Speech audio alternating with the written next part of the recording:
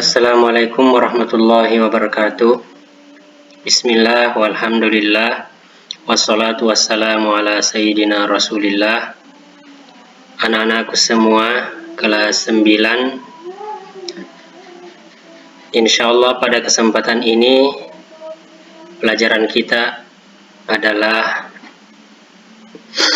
dengan tema fasih membaca Al-Quran dengan tajwid membentuk sikap disiplin. Itulah tema pelajaran kita kali ini. Saya ulangi untuk memperjelas. Fasih membaca Al-Quran dengan tajwid membentuk sikap disiplin. Itulah tema pelajaran kita, Quran hadis dari bab yang pertama. Untuk mengawali materi, saya jelaskan terlebih dahulu.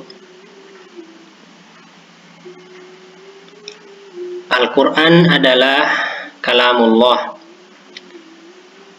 Al-Quran adalah firman Allah yang diturunkan kepada Nabi Muhammad SAW melalui malaikat Jibril alaihissalam untuk dijadikan pedoman hidup umat manusia. Membaca Al-Quran merupakan salah satu ibadah utama yang besar pahalanya, sebagaimana dijelaskan dalam sebuah hadis, man qara'a harfan min kitabillah falahu bihi hasanatun. Siapa yang membaca satu huruf dari Al-Quran, maka dia mendapatkan satu kebaikan atau satu pahala.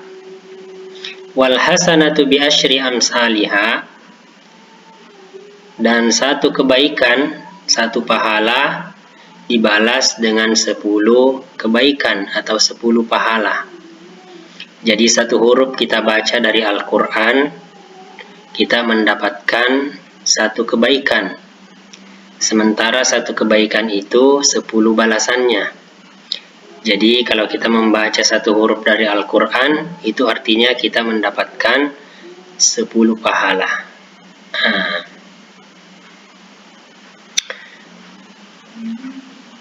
Bukan berarti alif lam mim itu dikatakan satu huruf, akan tetapi alifnya satu huruf, lamnya satu huruf, dan mimnya satu huruf. Oleh karena itu, jika kita membaca alif lam mim, maka itu pahalanya 30. Itulah keistimewaan, keutamaan Al-Quran. Bacaannya atau dengan membacanya adalah menjadi ibadah. Sebagai sebuah ibadah, membaca Al-Quran haruslah sesuai ketentuan yang disebut ilmu tajwid. Ya, jadi membaca Al-Quran itu ada aturannya. Tidak seperti bacaan yang lain. Ada ilmunya yang disebut dengan ilmu tajwid. Apa itu ilmu tajwid?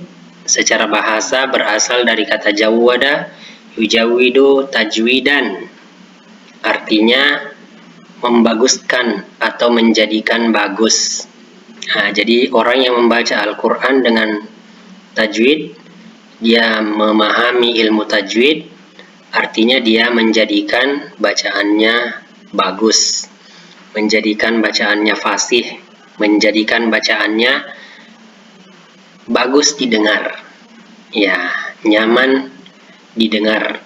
Tentu beda orang yang membaca Al-Quran dengan ilmu tajwid dengan orang yang membaca Al-Quran secara serampangan tanpa aturan. Tujuan mempelajari ilmu tajwid adalah agar dapat membaca ayat-ayat Al-Quran secara benar, sesuai dengan yang diajarkan oleh Nabi SAW, sehingga dapat memelihara lisan dari kesalahan-kesalahan ketika membacanya. Itulah tujuan kita mempelajari ilmu tajwid. Artinya agar kita dapat membaca Al-Quran dengan baik dan benar, sebagaimana yang diajarkan oleh Nabi SAW yang menjaga bacaan kita dari kesalahan-kesalahan. Bagaimana hukum mempelajari ilmu tajwid? Hukum mempelajari ilmu tajwid adalah fardu kifayah. Artinya jika ada seseorang, sekelompok orang yang mempelajari ilmu tajwid, maka yang lainnya gugur kewajibannya, tidak berdosa. Tapi kalau tidak ada yang mempelajari ilmu tajwid, maka semua orang di tempat itu akan berdosa.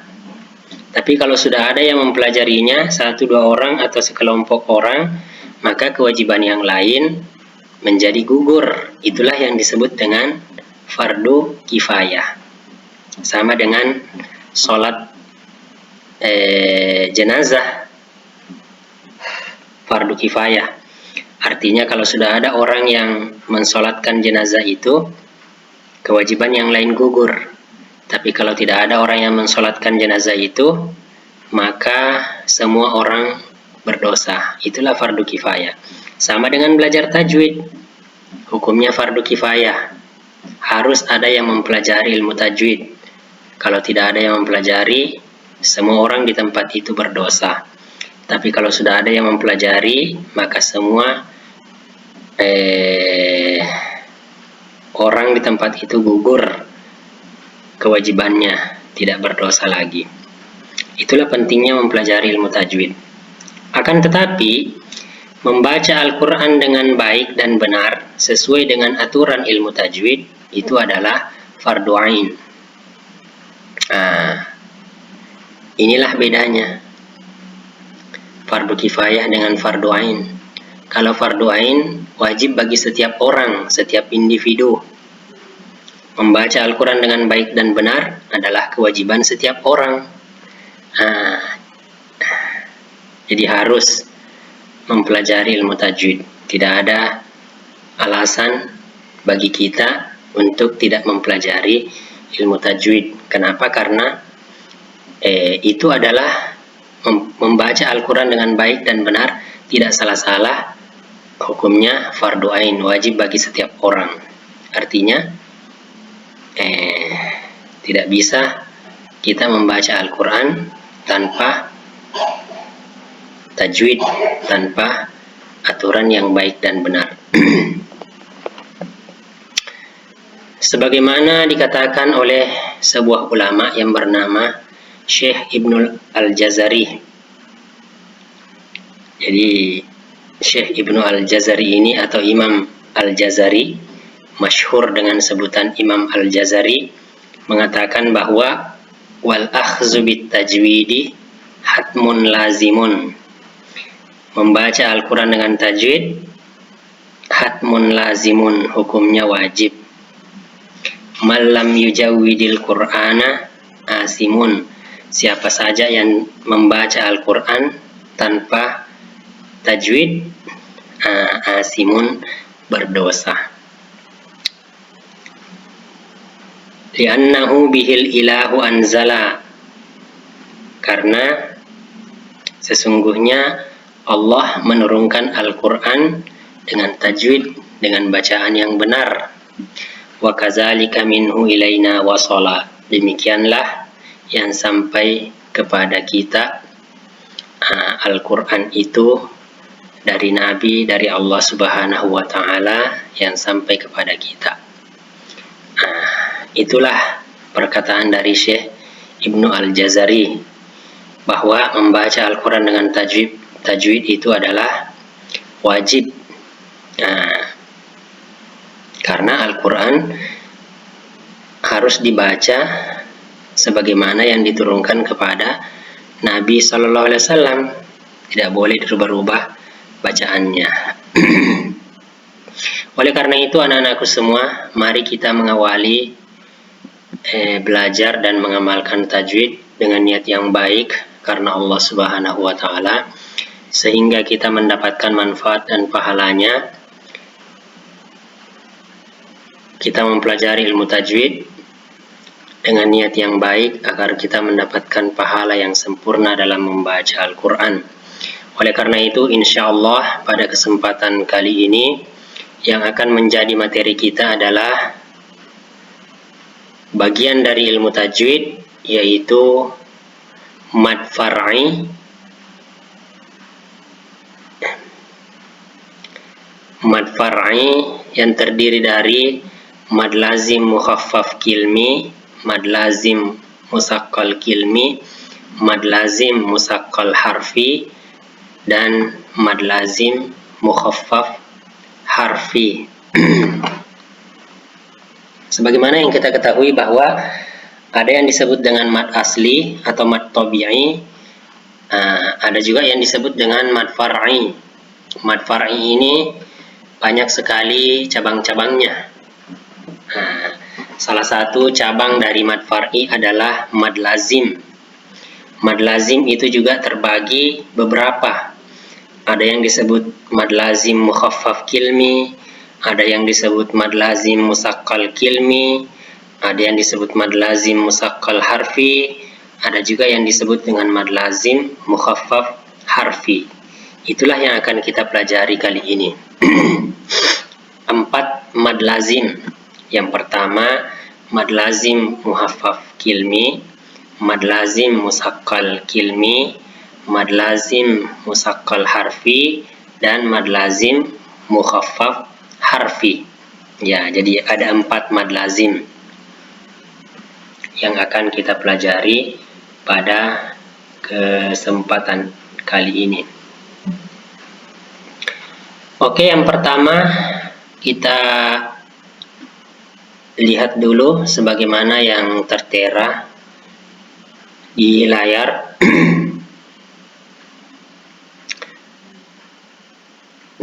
Poin yang pertama, mad far'i memiliki banyak bagian, diantaranya adalah mad lazim. Mad lazim ada 4, yaitu mad lazim mukhaffaf kilmi, musaqqal kilmi, mad lazim musaqqal harfi, dan mukhaffaf harfi. Keempat macam mad far'i itu yang akan kita pelajari.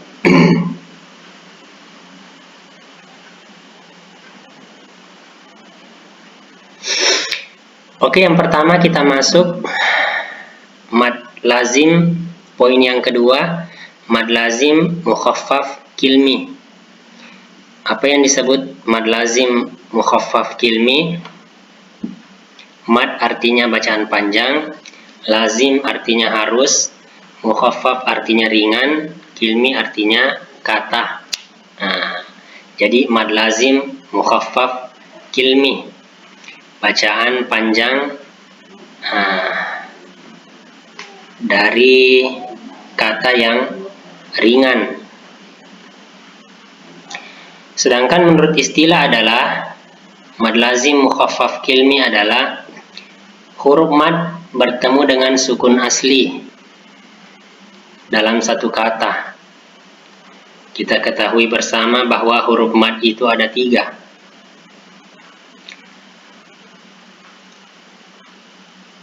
Alif sukun sebelumnya berbaris fathah,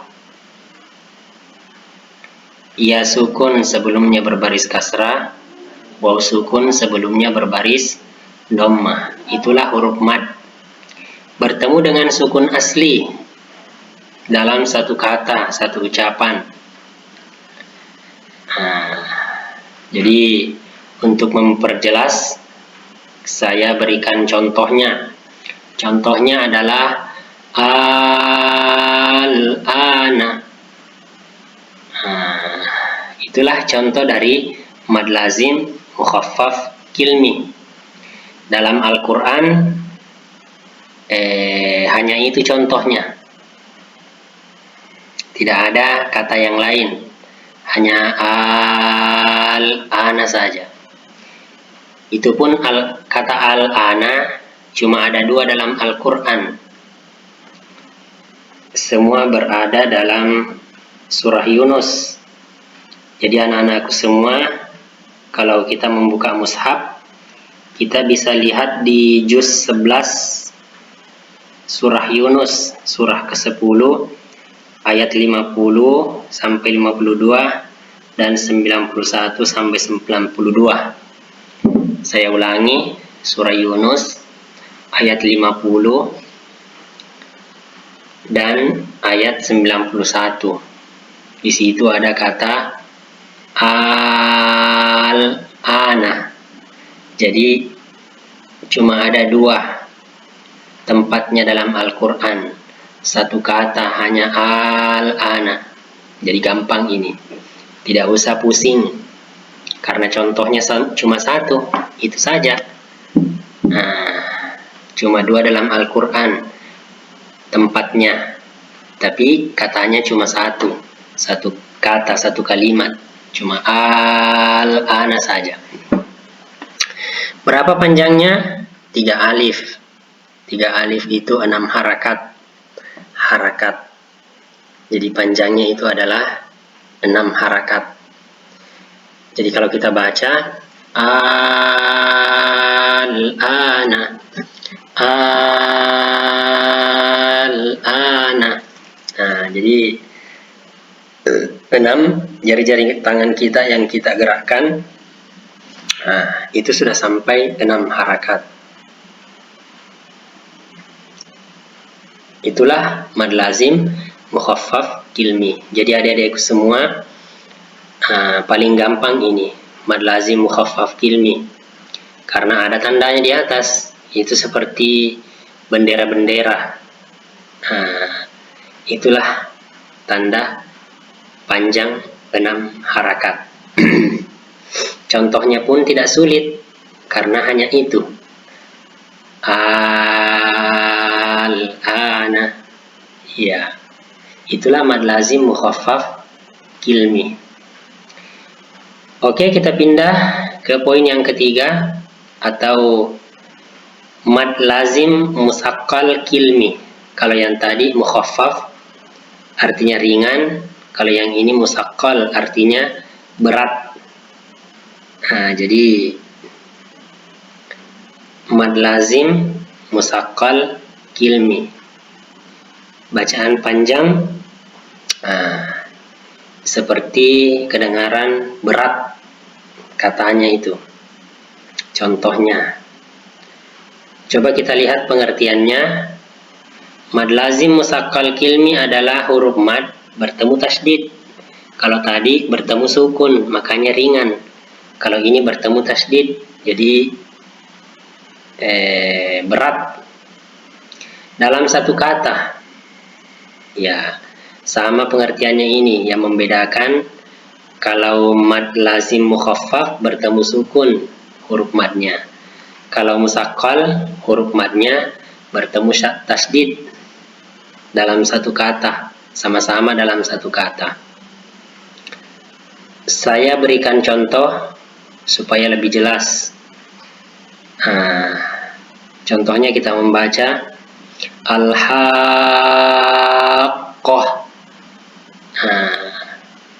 Itu ada mad tabi'i ha. Itu alif sukun sebelumnya berbaris fathah. Ha. Mana huruf yang ditasdid? Qah. Al-haqqah. Kalau yang kita lihat di layar, contohnya itu ta'muruni. Itu ada waw sukun, huruf sebelumnya berbaris dhammah. Itu adalah mad, huruf mad. Banyak contohnya ini dalam Al-Quran. Contoh yang lain, waladdallin. Itu ada alif sukun sebelumnya berbaris fathah. Bertemu dengan huruf yang bertasdid lin. Itu lamnya bertasdid. Waladdallin. Itu namanya mad lazim musaqqal kilmi. Ada huruf mad yang bertemu dengan huruf yang ditasdid. Jadi adik-adikku semua, pahami itu yang mana yang disebut huruf mad.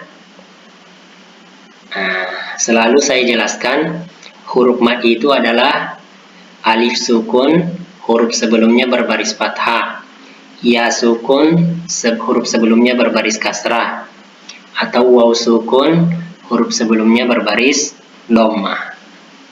Itulah mad, huruf mad. Tinggal kita lihat nanti, kalau bertemu dengan sukun, dia mad lazim mukhaffaf. Kalau bertemu dengan tasydid, dia disebut mad lazim musaqqal. Berapa panjangnya? Sama. Panjangnya mukhaffaf dengan musaqqal kilmi, mukhaffaf kilmi dengan musaqqal kilmi sama panjangnya. Berapa? 3 alif atau 6 harakat. Ta'muruni. Jadi perbanyak latihan supaya pas-pas panjangnya. Waladdallin. 6 harakat. Itu semua disebut mad lazim musaqqal kilmi. Kalau ini banyak contohnya dalam Al-Quran. Tinggal anak-anakku cari. Kalau ada huruf mad bertemu dengan tasydid dalam satu kata, maka itu adalah mad lazim musaqqal kilmi. Dalam Al-Quran juga ada tandanya, ada bendera-benderanya di atas tanda bacanya. Oke, itulah mad lazim yang kedua. Yang pertama tadi mad lazim mukhaffaf kilmi, yang kedua adalah mad lazim musaqqal kilmi. Kita pindah sekarang yang ketiga, poin yang keempat, mad lazim musaqqal harfi. Bagaimana ini mad lazim musaqqal harfi? Ini musaqqal juga berat, tapi kalau kilmi kalimat, kalau harfi huruf. Jadi pengertiannya adalah huruf mad yang bertemu sukun yang dibaca idgham terdapat dalam huruf. Kalau yang tadi terdapat dalam kata atau kalimat kilmi, kalau ini harfi. Kilmi artinya kata, harfi artinya huruf. Kenapa ini banyak terdapat di huruf? Saya berikan contohnya, sebagaimana yang kita lihat, itu alif lam mim. Di situ ada huruf mad la. Itu ada alif sukun sebelumnya berbaris fathah. Bertemu dengan huruf yang disukun, lam, mimnya disukun. Kemudian dibaca idgham, lam mim, mim bertemu mim itu kan namanya idgham. Jadi kalau ada huruf mad bertemu sukun yang dibaca idgham terdapat dalam huruf, itulah disebut mad lazim musaqqal harfi. Jadi ini banyak terdapat dalam huruf-huruf yang terdapat di awal-awal surah, seperti alif lam mim ra, alif lam mim shad. Itu semua disebut dengan lazim musaqqal harfi. Berapa panjangnya? 3 alif atau 6 harakat. Jadi sama panjangnya ini. Mukhaffaf kilmi, musaqqal kilmi, musaqqal harfi, sama semua, 6 harakat atau 3 alif. Jadi cara membacanya itu seperti alif lam mim shad. Jadi itu musaqqal harfi, lam mim shad. Itu semua dikasih panjang 6 harakat. Jadi gampang juga membacanya ini karena ada tanda-tandanya di atas itu seperti bendera-bendera. Itu semua 6 harakat. kebanyakan terdapat dalam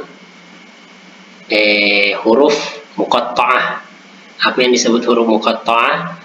Huruf muqatta'ah itu adalah huruf-huruf yang terdapat di awal-awal surah, seperti alif lam ra, alif lam mim shad, dan seterusnya. Itu semua disebut dengan mad lazim musaqqal harfi, dibaca panjang 3 alif atau 6 harakat. Baik anak-anak semua, selanjutnya kita pindah ke poin yang kelima. Mad yang keempat, mad lazim mukhaffaf harfi. Kalau tadi musaqqal harfi, ini mukhaffaf. Bagaimana pengertiannya mad lazim mukhaffaf harfi? Mukhaffaf itu ringan, kalau musaqqal berat. Mukhaffaf harfi artinya mad lazim yang ringan yang terdapat di dalam huruf. Bagaimana pengertiannya? Adalah huruf mad bertemu dengan sukun. Kalau ada huruf mad yang 3 itu bertemu dengan sukun. Maksud saya huruf mad yang 3 itu adalah alif sukun sebelumnya fathah, ya sukun sebelumnya kasrah, waw sukun sebelumnya dhammah. Untuk lebih memudahkan kita itu biasa diberikan contoh nuhiha, itulah huruf mad. Jika ada huruf mad bertemu sukun dalam huruf, cara membacanya berapa harakat? 6 harakat atau 3 alif. Contohnya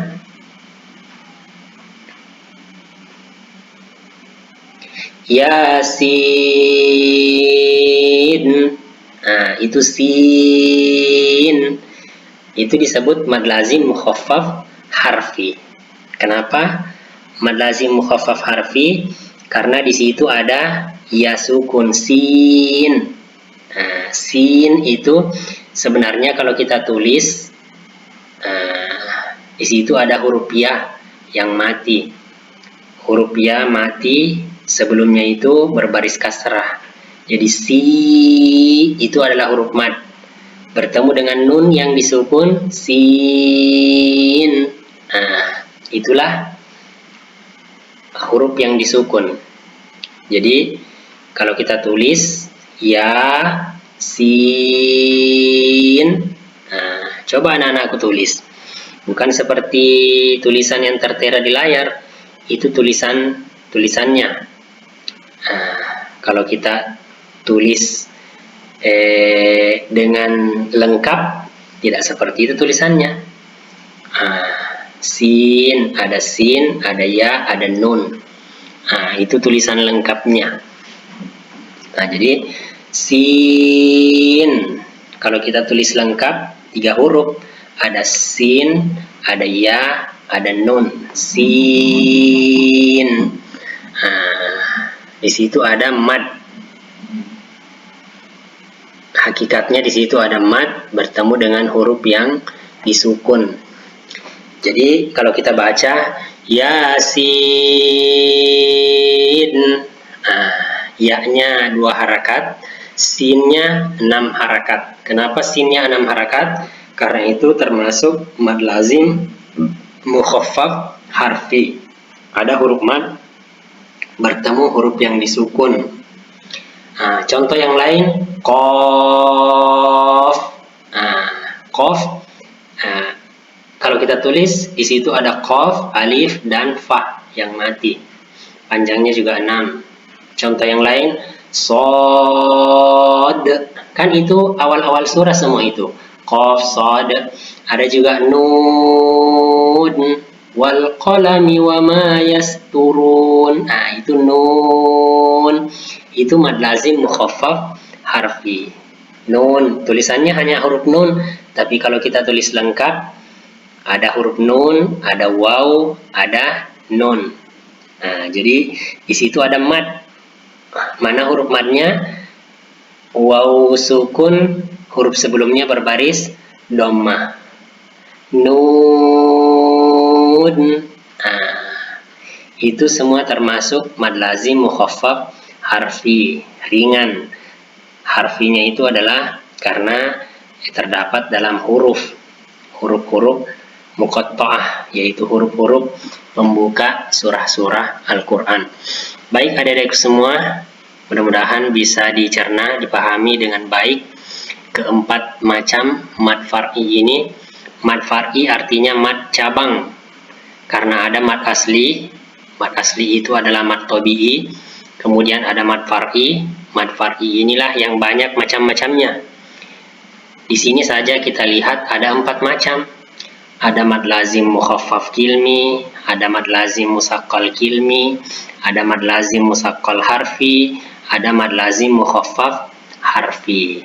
Ya, keempat mad itulah yang menjadi materi kita pada kesempatan ini. Oke, baik adik-adik semua, saya kira itulah materi kita pada kesempatan kali ini. Mudah-mudahan kita bisa memahami, mencerna dengan baik, serta mempraktikkannya ketika kita membaca Al-Quran. Sebagai kesimpulan, mad lazim mukhaffaf kilmi cuma satu contohnya, hanya al-ana. Kalau mad lazim musaqqal kilmi banyak contohnya, seperti ta'muruni. Kalau ada huruf mad bertemu huruf yang ditasdid, waladdallin. Itu ada huruf mad bertemu dengan huruf yang ditasdid, lin. Yang ketiga, mad lazim musaqqal harfi. Banyak juga contohnya ini, terdapat di awal-awal surah. Alif lam mim shad. Ada juga mad lazim mukhaffaf harfi. Banyak juga contohnya di awal-awal surah. Yasin. Jadi keempat mad lazim ini, mukhaffaf kilmi, musaqqal kilmi, musaqqal harfi, mukhaffaf harfi, semua sama panjangnya. Semuanya dibaca 6 harakat atau 3 alif. Jadi namanya saja yang beda, contohnya saja yang beda, pengertiannya saja yang beda, tapi panjangnya sama semua, 6 harakat. Gampang juga kita lihat dalam Al-Quran, karena ada tanda bacanya, seperti bendera-bendera di atasnya. Baik adik-adik semua, membaca Al-Quran disertai dengan tajwid luar biasa pahalanya. Sebagaimana disebutkan dalam hadis, al-mahiru bil Quran ma'as safaratil kiramil bararah. Orang yang mahir membaca Al-Quran digolongkan bersama para malaikat yang mulia. Mudah-mudahan anakku semua dengan mempelajari ilmu tajwid, memahami dan mempraktekannya dengan benar, kita semua digolongkan bersama golongan para malaikat-malaikat yang mulia. Baik, anak-anak semua, saya kira materi kita cukup sampai di sini. Mudah-mudahan kita dapat mencerna dan memahaminya dengan baik. Terima kasih atas segala perhatiannya dan mohon maaf atas segala kekurangannya. Saya tutup dengan doa. Subhanallah wa bihamdi, subhanakallahumma wa bihamdika, asyhadu an la ilaha illa anta astaghfiruka wa atubu ilaik.